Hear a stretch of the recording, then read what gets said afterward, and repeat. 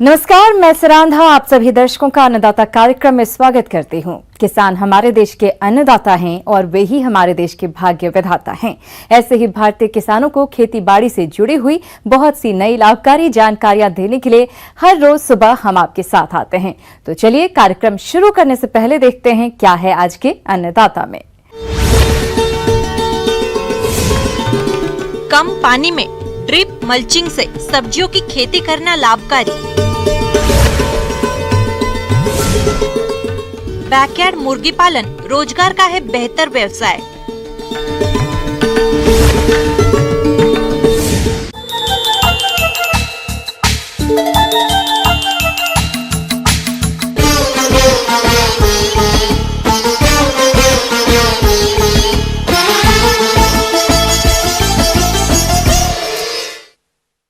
अपने राज्य में लगातार पानी की कमी होती जा रही है।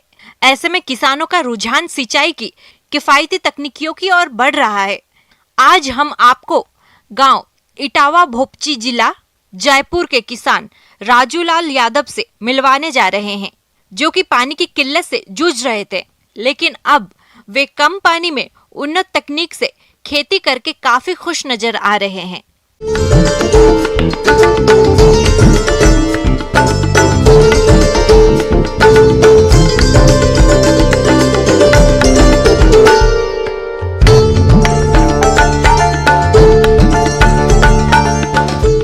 हमारे क्षेत्र में पानी की बहुत किल्लत रहती है। इसको देखते हुए हम लोग जो परंपरागत खेती करते थे उसमें तो बहुत कम बचत आती है, तो थोड़ी सी बचत ज़्यादा है, इसके लिए हमने कुछ नकदी फसलें बोना शुरू किया, लेकिन पानी बहुत कम है, तो उसके लिए हमने सबसे पहले तो ड्रिप का इस्तेमाल किया और ड्रिप से हमने काफ़ी नकदी फसलें बोना शुरू किया। गोभी, मिर्च, मूली, प्याज, टमाटर और कई सारी फसलें जो मौसम के अनुसार हम बो सकते थे वो हमने ड्रिप से बोई, तो उससे हमें पानी की बहुत बचत हुई। किसान भाइयों, अपने राज्य में पानी की कमी के चलते फसलों में सिंचाई के लिए ड्रिप का उपयोग किया जा रहा है। ड्रिप से कम पानी में समय पर सिंचाई कर ही सकते हैं। इसके साथ ही ड्रिप के द्वारा सिंचाई के साथ घुलनशील पोषक तत्वों का प्रयोग भी कर सकते हैं। ऐसा करने से फसलों की पैदावार बढ़ने के साथ साथ उपज की गुणवत्ता भी अच्छी रहती है। इसके अलावा ड्रिप के द्वारा सिंचाई करने के और बहुत से फायदे हैं। जो ड्रिप आज मैं काम में ले रहा हूँ वो 10 साल हो गए लगाए हुए, 10-11 साल हो गए। 2009 में ये हमने गवर्नमेंट की सब्सिडी से लगाई थी। ड्रिप से ज़्यादा खेती कर पाते हैं हम लोग ज़्यादा एरिया में, क्योंकि इससे ज़्यादा ज़मीन कवर हो जाती है। जब ड्रिप लगाने के बाद एक बार बिछानी होती है और फिर पानी समय समय पर जितना आवश्यकता हो उतना ही चलाते हैं। एक ये बचत हो जाती है ड्रिप से समय की, और पानी की ज़्यादा एरिया में हम खेती कर पाते हैं तो ज़्यादा मुनाफा मिलता है। उसमें पानी है वो ठीक पौधे की जड़ के पास जाता है और पौधे को पर्याप्त नमी मिलती है, जिससे वो अच्छी ग्रोथ करता है। और उसके बाद हमने ड्रिप के साथ मल्चिंग का भी यूज किया, तो मल्चिंग लगाने से हमें पानी 25% ही देना पड़ा। पहले जहाँ सिर्फ ड्रिप में आधा पानी लगता था, वहाँ मल्चिंग लगाने से हमें और 25% पानी की बचत हुई। और इस तरह हम जहाँ आधे या 1 एकड़ में खेती कर पाते थे, वहाँ हम 3 एकड़ में लगभग खेती कर लेते हैं ड्रिप और मल्चिंग से। बाहर हम सब्जी लगाते हैं तो हर दूसरे दिन पानी देना पड़ता है, जबकि मल्चिंग में 3 या 4 दिन से पानी की आवश्यकता होती है फसल को। और इस तरह से पानी की बहुत बचत कर सकते हैं किसान। ड्रिप और मल्चिंग के द्वारा पानी की अच्छी बचत हो जाती है। ड्रिप इरिगेशन के साथ साथ मल्चिंग से एक और फ़ायदा ये है कि हमारे खेत में खरपतवार नहीं होती, खरपतवार उगती नहीं है जहाँ मल्चिंग लगाते हैं सब्जियों में, तो वो एक उनको निकालने का खर्चा हमारा कम हो जाता है। दूसरी बात, पानी जो सूर्य की गर्मी से वाष्प बन के उड़ता है वो मल्चिंग के कारण नहीं उड़ता। मल्चिंग लगाने के इन लाभों के अलावा फसलों में कीट रोगों का प्रकोप कम होता है, खेत में लंबे समय तक नमी संरक्षित रहती है और फसलों की बढ़वार अच्छी होती है, जिससे फसलों की पैदावार अधिक मिलती है। ड्रिप और मल्चिंग के इन सभी लाभों को देखते हुए जो किसान अपनी सब्जी वाली फसलों में इनको लगाना चाहते हैं, वो कृषि विभाग द्वारा इस पर अनुदान भी दे है, तो इस अनुदान का लाभ उठाते हुए आप अपनी फसलों में लगवा सकते हैं। दूसरा बड़ा फायदा ये हो जाता है कि जब हम बेड बना के लाइन में फसल करते हैं तो उस लाइन में जो बीच में गैप रखते हैं खाली काम करने के लिए अपने, उस गैप में पानी नहीं जाता, क्योंकि बेड पे जितनी पौधे की कतारें लगाई हैं हमने उन कतारों में ड्रिप से पानी गिरता है बिल्कुल पौधे के आसपास, और जो खाली जगह हमें रखनी होती है उसमें पानी नहीं जाता। तो जो खाली जगह पे खरपतवार उगने थे वो भी नहीं उगते, इससे पानी की बचत भी हो जाती है और खरपतवार भी नहीं उगते। ये सबसे बड़ा फ़ायदा है। तो जो पूरा भी पोषण है ज़मीन में, जो हमने न्यूट्रिशन वगैरह दिए हैं, खाद और उर्वरक जो भी हम डालते हैं, वो पूरा का पूरा पोषण पौधे को मिलता है। इस तरह से ड्रिप और मल्चिंग दोनों से फसल बहुत ही बढ़िया होती है और किसान को भी काफ़ी बचत और मेहनत कम करनी पड़ती है। किसान भाइयों, अभी तक आपने खेती से जुड़ी हुई कुछ उपयोगी जानकारियां देखी। अब लेते हैं एक छोटा सा ब्रेक, जल्द लौटेंगे और कार्यक्रम में आगे भी हैं खेती बाड़ी से जुड़ी हुई महत्वपूर्ण जानकारियां। आप बने रहिए हमारे साथ। ब्रेक के बाद आप सभी दर्शकों का अन्नदाता में स्वागत है। चलिए अब रुख करते हैं अगली कड़ी की ओर। बैकयार्ड मुर्गी पालन यानी घर में ही छोटे स्तर पर मुर्गियों का पालन शुरुआत से ही होता आ रहा है, जिससे पहले केवल थोड़ी बहुत ही आमदनी किसानों को मिलती थी, लेकिन अब यह व्यवसाय अच्छी आमदनी कमाने का बेहतर जरिया साबित हो रहा है। तो इसके लिए किसानों को अब उन्नत नस्लों की मुर्गियों का पालन करना होगा। तो किस प्रकार से करें बैकयार्ड मुर्गी पालन, आइए जानते हैं डॉक्टर संत कुमार से।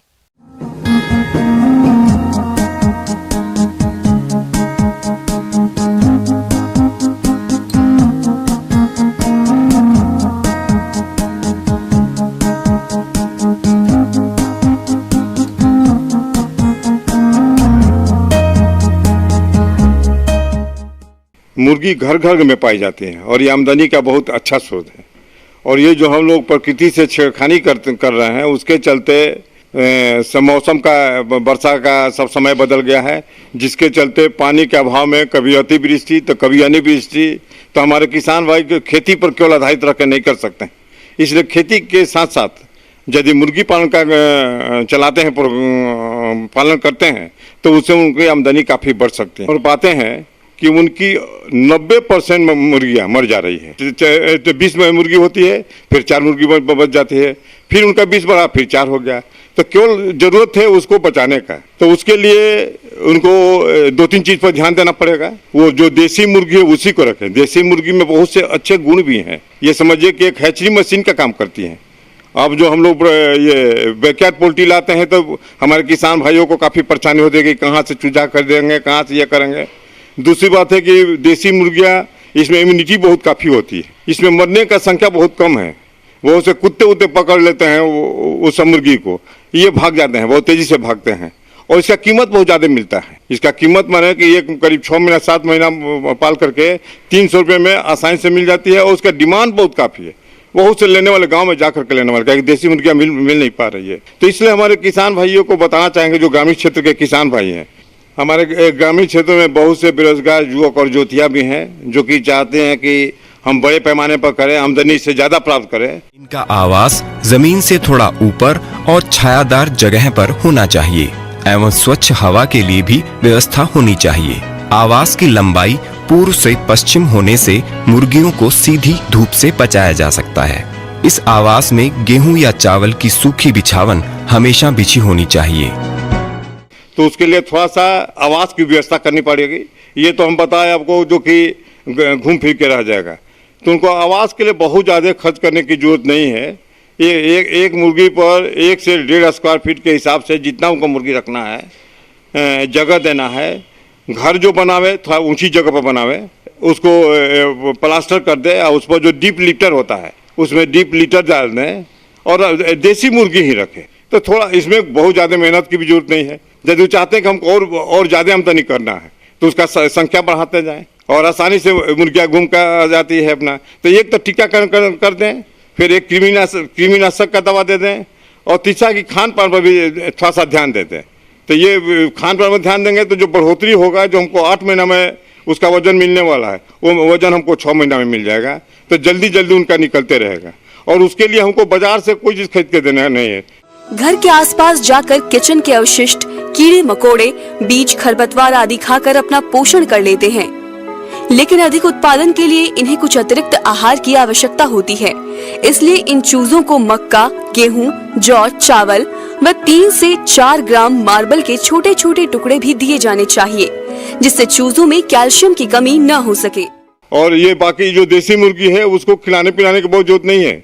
वो तो कीड़े मकोड़े और बाहर घर का जो जूठा सामग्री है उसे खा के रह जाते हैं। अजोला जो कि आप आसानी से पैदा कर सकते हैं, अजोला पैदा उसको खिलाने से और बहुत चाव से मुर्गियाँ खाती है, तो उससे मैंने उसको बहुत अच्छा प्रोटीन मिलेगा। बच्चे अंडा भी ज़्यादा देगी, अंडे बड़े बड़े होंगे और मुर्गियाँ सब स्वस्थ रहती है।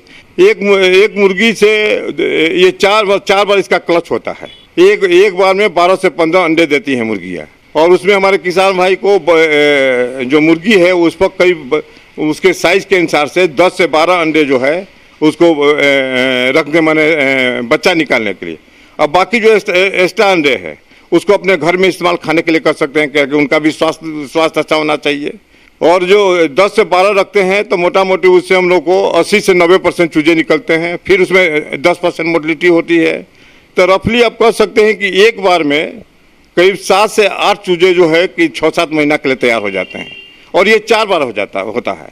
तो 4 बार का हो गया कि मतलब 7-4 28 माने करीब 25 से 30 चूजे एक मुर्गी से हमारे किसान भाई बेच सकते हैं, जो कि 300 रुपये में आसानी से बिक सकता है। तो मोटा मोटी 8 से 9 हज़ार का एक मुर्गी से बेच सकते हैं। और यदि 4 मुर्गी का परिवार रखते हैं तो हमेशा उनके पास 20 से 25 मुर्गियाँ रहेंगी। और उस 4 मुर्गियाँ से माने करीब 30 से 32 हज़ार, 30 से 35 हज़ार रुपया उनको आमदनी हो जाएगा। तो यदि हम टाइमली डिवर्मिंग करते रहें, कृमिनाशक दवा देते रहें, टीकाकरण करते रहें और खाने का व्यवस्था करते रहें, और बाकी तो हमारे किसान भाई सब जान रहे हैं। तो ये 3-4 चीज़ कर करके वो इससे अच्छी आमदनी प्राप्त कर सकते हैं। मौसम के अनुसार प्रबंधनों पर ही टिकी है आपकी खेती बाड़ी, इसलिए मौसम पूर्वानुमान और उस पर आधारित साप्ताहिक कृषि सलाह इस प्रकार है। ग्रामीण कृषि मौसम सेवा भारत सरकार एवं राजस्थान कृषि अनुसंधान संस्थान दुर्गापुरा जयपुर द्वारा भेजे गए मौसम पूर्वानुमान के आधार पर किसान भाइयों को सलाह दी जाती है कि कोरोना कोविड-19 के गंभीर फैलाव को देखते हुए किसान भाई सरकार की सलाह का सख्ती से पालन करें और स्वयं की उचित देखभाल, व्यक्तिगत स्वच्छता, मास्क का उपयोग, साबुन से उचित अंतराल पर हाथ धोना तथा एक दूसरे से सामाजिक दूरी बनाए रखने पर विशेष ध्यान दें। आम की फसल में फलों को गिरने से रोकने के लिए किसान भाइयों को सलाह दी जाती है कि 15 दिनों के अंतराल पर NNA 20 से 25 मिलीग्राम और प्लेनोफेक्स 0.4 मिलीलीटर प्रति लीटर पानी की दर से घोल बनाकर छिड़काव करें। भिंडी की फसल में सफेद मक्खी और जैसिड कीट की रोकथाम के लिए 5% नीम के बीज का अर्क या 500 मिलीलीटर नीम का तेल या एसेफेट 75%, SP 15 ग्राम या इमिडाक्लोरोपिड 0.3 मिलीलीटर प्रति लीटर पानी की दर से घोल बनाकर छिड़काव करें। अनाज को भंडारण से पहले अच्छी तरह से सुखा लें। अनाज में जब 10 से 12% नमी हो तभी उसे भंडारित करें। पिछली फसल के सभी बीजों व अन्य भंडार के पदार्थों को हटाकर गोदामों को अच्छी तरह से साफ कर लें और हो सके तो 0.5% मेलाथियान का घोल बनाकर गोदाम के अंदर छिड़काव करें। इसके बाद 7 से 8 दिनों तक चेम्बर को बंद रखने की सलाह दी जाती है। ग्रेन सुपर बैग को धूप में सुखाएं ताकि हानिकारक कीट के अंडा व प्यूपा धूप के कारण नष्ट हो जाएं। गर्मी के मौसम में खेतों की गहरी जुताई करें जिससे मिट्टी गर्म होगी और गहरी जुताई से फफूंद, हानिकारक कीड़े आदि मर जाएंगे। टमाटर की फसल में सिंचाई करते रहें। परिपक्व फलों की तुड़ाई करें। किसान भाइयों को सलाह दी जाती है कि बैगन, टमाटर, मिर्च एवं कुसमांड कुल की फसलों में खरपतवार नियंत्रण के लिए समय समय पर निराई गुड़ाई करते रहें। किसानों के खेतों में मिर्ची की फसल में लीफ कर्ल वायरस का प्रकोप देखा जा रहा है। इसकी रोकथाम के लिए इमिडाक्लोरोपिड 1 मिलीलीटर दवा प्रति 3 लीटर पानी के हिसाब से घोल बनाकर छिड़काव करें। खेत में परिपक्व फसल की कटाई के बाद शेष फसल के अवशेषों को जलाए नहीं, बल्कि पिलाऊ, केंद्रीय हल, straw reaper, straw chopper, rotavator एवं कल्टीवेटर की सहायता से मिट्टी में फसल अवशेषों को अच्छी तरह से मिला दें। गर्मी के दिनों में हरे चारे की उपलब्धता बनाए रखने के लिए ज्वार और बाजरा की बुआई करें। जानवरों को गर्मी से बचाने के लिए दोपहर के समय पीने का पानी दें और छाया में पेड़ों के नीचे बांधें। उन्हें स्वस्थ रखने के लिए 50 ग्राम आयोडीन युक्त नमक या 50 से 100 ग्राम खनिज मिश्रण प्रतिदिन आहार के साथ और हरे चारे के साथ मिलाकर दें। इस समय मूंग की फसल में हरा मच्छर, जैसिड, एफिड, थ्रिप्स एवं सफेद मक्खी कीट लगने की संभावना है। इन कीटों का प्रकोप होते ही इनके नियंत्रण के लिए थायोमेथोक्साम 25 DG 100 ग्राम दवा 500 से 600 लीटर पानी में घोल बनाकर प्रति हेक्टेयर की दर से छिड़काव करें। मिर्च व टमाटर की फसल में इस समय चुर्रा मुर्रा रोग होने की संभावना है, अतः इसके लक्षण दिखाई देते ही रोग नियंत्रण के लिए थायोमेथोक्साम 25 DG 100 ग्राम दवा 500 से 600 लीटर पानी में घोल बनाकर फसल पर छिड़काव करें। ग्रीष्मकालीन बैगन की रोपाई के 30 दिन बाद पहली टॉप ड्रेसिंग में प्रति हेक्टेयर 50 किलोग्राम नाइट्रोजन तथा रोपाई के 45 दिन बाद दूसरी टॉप ड्रेसिंग भी इतनी ही मात्रा में करें।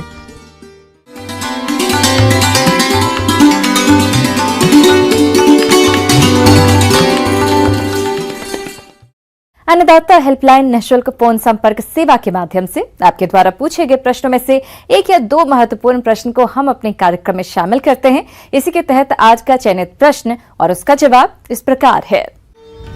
अन्नदाता कार्यक्रम में आज जो प्रश्न हमने शामिल किया है उसे पूछा है जयसेपुरा गांव, जिला जयपुर से बाबूलाल जी ने।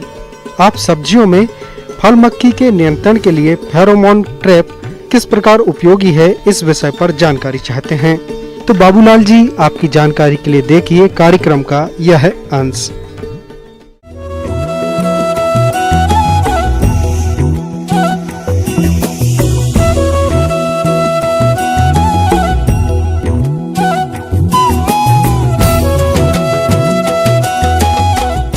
किसान बहनों एवं भाइयों, आज हम आपसे ये जो कद्दू वर्गीय सब्जियां जैसे कद्दू, घिया, तोरी, खीरा और टमाटर में एक मुख्य कीट की समस्या, जहाँ पर भी आप इस फसल को उगा रहे हैं वहाँ पर ये मुख्य कीट की समस्या होती है, जिसे हम फल मक्खी के नाम से जानते हैं या हम इसे फ्रूट फ्लाई भी कह सकते हैं।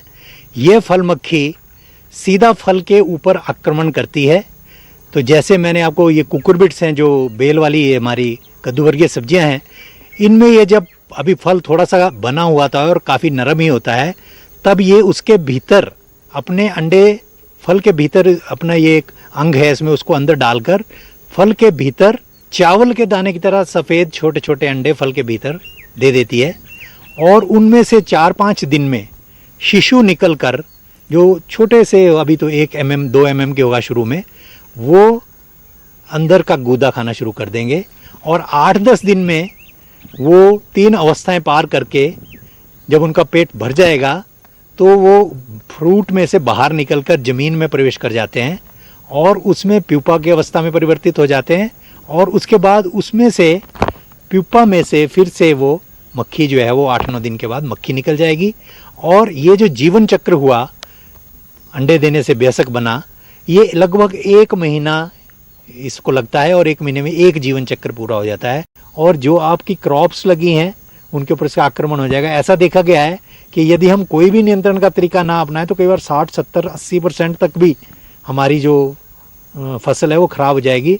बाहर से आपको जो फल अच्छा दिखेगा, लेकिन उसमें एक गोंद सा आपको नजर आएगा, जिससे ये पता लग जाता है कि इसने मक्खी ने इसके भीतर अंडे दे दिए हुए हैं। और जो टमाटर है उसको जैसे ही वो रंग परिवर्तित करने लगेगा अपना, तो उसके भीतर भी ये अंडे दे देती है। और जैसे ही हम उस टमाटर को कुछ दिन के बाद अगर दबाएं तो उसमें से वो थोड़ा सा झाग सा निकलना शुरू हो जाएगा बाहर को। उससे पता लग जाता है कि इसके भीतर भी अंडे ये फल मक्खी दे चुकी है। तो इसके नियंत्रण के लिए, क्योंकि किसान जो है उसका मुख्य जो एम है वो होता है कि नियंत्रण करना है। इसके अलावा फल मक्खी का नियंत्रण करने के लिए ट्रैप का भी आप उपयोग कर सकते हैं। इनके नियंत्रण के लिए मिथाइल यूजिनाल ट्रैप बाजार में उपलब्ध है। इसका असर 2 माह तक रहता है, लेकिन अगर यह ट्रैप उपलब्ध नहीं हो पा रहा हो तो आप किसी प्लास्टिक बोतल का ट्रैप खुद ही बना सकते हैं। इसके लिए बाजार में उपलब्ध रासायन मिथाइल यूजिनाल, अल्कोहल और डाइक्लोरोवास का 4, 6 और 1 अनुपात का घोल तैयार करें और तैयार घोल में किसी लकड़ी के गुटके को 24 घंटे के लिए डुबोएं और जैसे कि विजुअल में दिखाई दे रहा है इस तरीके से गुटके को लगा दें, जिसमें फल मक्खी का नर कीट आएंगे और नष्ट हो जाएंगे। ये टैप 1 महीने तक अच्छी प्रकार से काम करते हैं। अगर ये कार्य आप नहीं कर पाते हैं तो एक और भी आसान विधि है। किसी घड़े या अन्य पात्र में गुड़ का गाढ़ा घोल बनाकर उसमें मेलाथियान कीटनाशी मिला दें और जगह जगह रख दें। इससे भी फल मक्खी कीट पर आसानी से नियंत्रण पा सकते हैं। हमने कुछ गंधपाश या ट्रैप्स जिनको हम बोलते हैं, नर आकर्षक गंधपाश हमने विकसित किए हुए हैं, जिसमें इन मक्खियों के नर आकर्षित होकर उस बोतल के अंदर आ जाते हैं और वो मर जाते हैं। और ये कम से कम 300, 400 आपको फ्लाइज जो है उस ट्रैप के अंदर नजर आ जाएंगी। तो हम 8-10 ट्रैप अपने पूरे फील्ड में लगा सकते हैं। तो तीसरा ये हम कर सकते हैं कि हम गंधपाश का प्रयोग भी कर सकते हैं। और चौथा है कि हम कीटनाशक का प्रयोग भी करेंगे। 2 मिलीलीटर मेलाथियोन 1 लीटर पानी में घोल बनाकर छिड़काव कर सकते हैं। ये जितने भी छोटे छोटे फ्रूट है जिन पे आपको मक्खी का आक्रमण नजर आ रहा है, उनको आपने तोड़ लेना है। और जितने भी ये प्रभावित फल है, एक 2 फुट का गड्ढा, 2 फुट गहरा गड्ढा बनाकर उसमें डाल देने हैं और उसको ऊपर से मिट्टी से कोई 15-20 सेंटीमीटर की मिट्टी की एक परत उसके ऊपर कवर कर देना है, ताकि उनमें से मक्खी ना निकल सके। किसान भाइयों, फल मक्खी कीट के रासायनिक नियंत्रण हेतु कार्बेनिल 2 मिलीलीटर दवा को प्रति लीटर पानी में घोलकर फल वृक्ष पर छिड़काव कर दें, जिससे आप इस कीट पर काफी हद तक नियंत्रण पा लेंगे। लेकिन इंसेक्टिसाइड का छिड़काव करने से पहले आपको एक ध्यान रखना है कि या तो आप छिड़काव करने से पहले फल तोड़ लें, यदि आपको लगता है कि कुछ फल तोड़ सकते हैं, या फिर कम से कम 7-8 दिन का आप गैप दे दें छिड़काव के बाद, फिर फल को तोड़कर फिर मंडी में आप भेजें। किसान भाइयों, अन्नदाता आपकी सेवा के लिए संकल्परत है। कृषि संबंधित समस्या और सुझावों के लिए आप हमें इस पते पर संपर्क कर सकते हैं। प्रोड्यूसर अन्नदाता, news 18 Rajasthan, Ramoji film city, Hyderabad 501512। साथ ही आप हमें ईमेल भी कर सकते हैं। हमारा ईमेल है p18annadatarajasthan@nw18.com। इसके अतिरिक्त आप हमें निःशुल्क हेल्पलाइन नंबर 18004192-155 पर सोमवार से शनिवार सुबह 10 बजे से शाम 4 बजे के बीच संपर्क कर सकते हैं। किसान भाइयों, अब समय हो रहा है आपसे विदा लेने का, तो हमारी पूरी अन्नदाता टीम को दीजिए इजाजत। कल फिर आपसे मुलाकात होगी कृषि संबंधित कुछ और महत्वपूर्ण जानकारियों के साथ। नमस्कार।